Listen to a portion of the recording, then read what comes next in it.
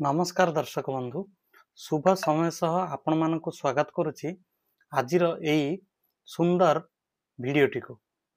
तो दर्शक बंधु विगत वीडियो मानकरे आपण मानकर भल पाइबा स्नेह मते आज यही पर्यंत नहीं आसी। आशा करुच्ची आपण मानकर सेमती भल पाइबा आपण मानकर सेमती सेह मो सहित जड़ित रही एवं आपण मानक सम्मुखरे मो जीवन किछि अनुभूति बड़ लोकों किछि जीवन कथा एवं जीवनर जीवार किछि उत्कृष्ट कथा को नहीं मु आपण मानक सामने उपस्थापक दीपक कुमार। तो दर्शक बंधु आजिर मन छुआ कथा को आरंभ करिबा एवं मोर दृढ़ विश्वास आपण मानक निश्चित मन को छुईब। आजिर ए भिडियोटी आपण मानक जीवन में निश्चित किछि मूल्य युक्त करिब आजिर एई भिडियोटी। तो चलंतु आलोचना करिबा आजिर सुंदर कथा को। आजि जेउ कामटी करि पारिबो ताको आसंता काली पई छाड़ी दियो नाही। एहा बेंजामिन फ्रांकलिन कहिथिले। आजि जेउ कामटी करि पारिबो ताको आसंता काली पई छाड़ी दियो नाही।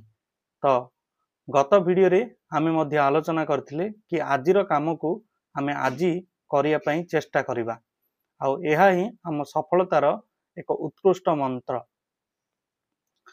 बौद्धिक शिक्षा आमर मन को ओजनिया करे एवं मूल्यबोध भित्तिक शिक्षा आम हृदय को प्रसारित करे। जो शिक्षा हृदय रे भाव सृष्टि करे नाही ताहा आम पई काल होई थाए। एटा बहुत गुरुत्वपूर्ण भली लागे जे बौद्धिक शिक्षा आमर मन को ओजनिया करे।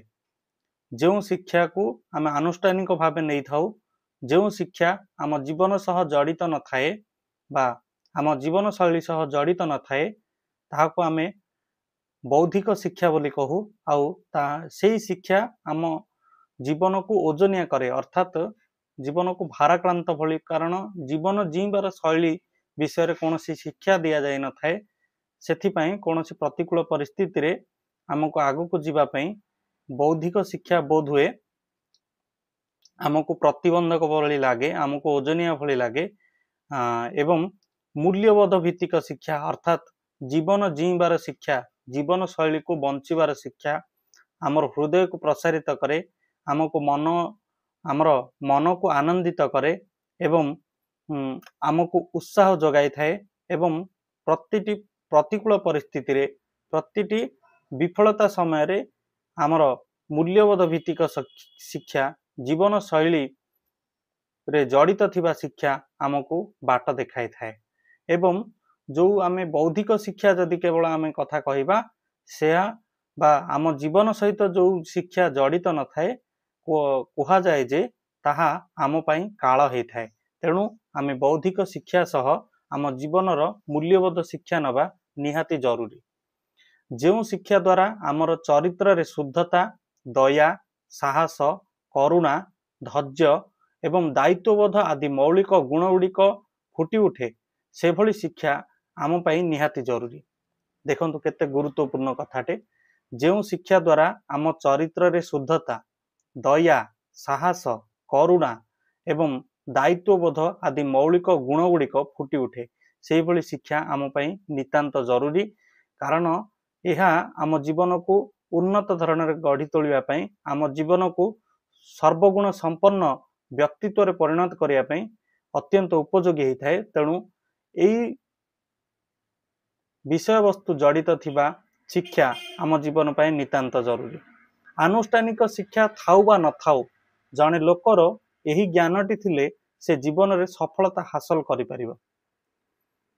कौन से विषय वस्तु ना व्यक्ति चरित्र प्रतिबद्धता दृढ़ विश्वास विनम्रता साहस यही उपादान गुड़िक जड़े व्यक्ति सफलता पाइबा नितांत जरूरी। तो आनुष्ठानिक शिक्षा थाउ बा न थाउ देखंतु जो व्यक्ति माने सफल होइथांती समस्तंकर आनुष्ठानिक शिक्षा न थाए।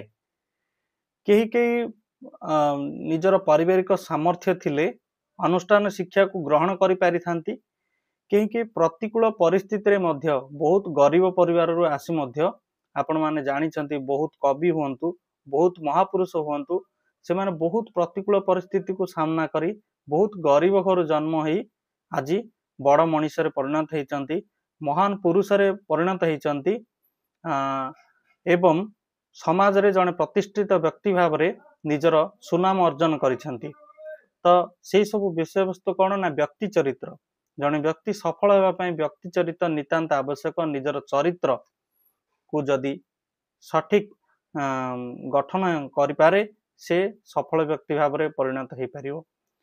प्रतिबद्धता प्रत्येक कार्य को निज निष्ठा सह करिवार जो मनरे दृढ़ता जने व्यक्ति को सफल अभिमुखी करि पारिबो। दृढ़ विश्वास एवं सफलता पाइबा पई जो दृढ़ विश्वास दरकार मनरे जो संयमता दरकार जदि रखि पारिबो निश्चित भाव में सफल हो पारिबो। विनम्रता अन्यक ठारू कार्य को शिखिबा पई अन्यक प्रति नम्र मनोभाव जदि आमे रखि पारिबा निश्चित भाव में आमे अन्य मानक ठारू गुरुजनक ठारू आमे कार्य को शिखि पारिबा एवं आमे जीवन रे सफलता हासिल करि पारिबा। साहस जदि मनरे आमे साहस को दृढ़ीभूत करि पारिबा तो प्रतिकूल परिस्थिति को पार करि पारिबा एवं आमे निश्चित सफल हो पारिबा। तो आज पई एतिकी रहुची। नमस्कार, पुणी देखा आगामी वीडियो रे। धन्यवाद।